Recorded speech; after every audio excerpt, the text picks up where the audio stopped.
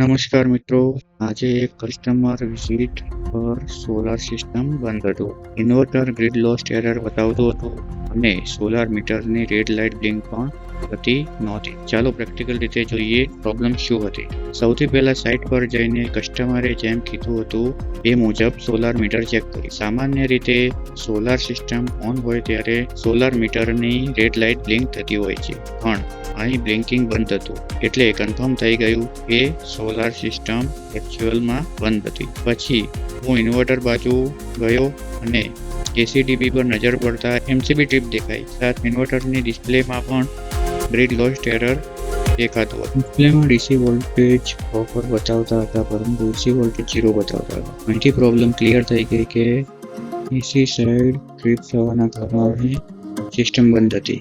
પછી મેં એસીડીબી ઓપન કરીને એમસીબી ઓન કરી દીધી. તરત જ ઇન્વર્ટર ચેકિંગ મોડમાં આવી ગયું. લગભગ 40 સેકન્ડ પછી સિસ્ટમ નોર્મલ કન્ડિશનમાં આવી ગઈ અને ડિસ્પ્લેમાં AC voltage, DC voltage, current, power અને ફ્રીક્વન્સી બધું પ્રોપર દેખાવા લાગ્યું.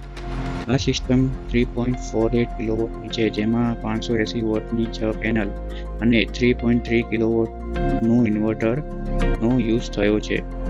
પછી એકવાર ટેરેસ પર જઈને પેનલ પણ ચેક કરી. ત્યાં પેનલ પર ડસ્ટ હતી અને કબૂતરે બગાડેલી પણ હતી, જે ફ્યુચરમાં જનરેશન ઇસ્યુ આપી શકે છે. પછી નીચે આવીને ફરી સોલાર મીટર ચેક કર્યું. હવે તેની રેડ લાઇટ બ્લિંક થવા લાગી હતી, એટલે સિસ્ટમ પ્રોપર વર્કિંગ મોડમાં આવી ગઈ.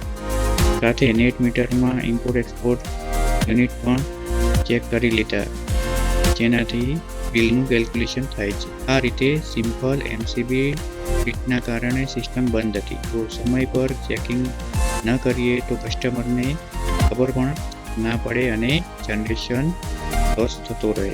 જો તમારું સોલાર સિસ્ટમ પણ વારંવાર બંધ થતું હોય અથવા જનરેશન ઇસ્યુ આવતો હોય તો કમેન્ટમાં જરૂર પૂછો, અને સર્વિસ માટે અમારા નજીકના એરિયામાં કોન્ટેક્ટ કરી શકો છો.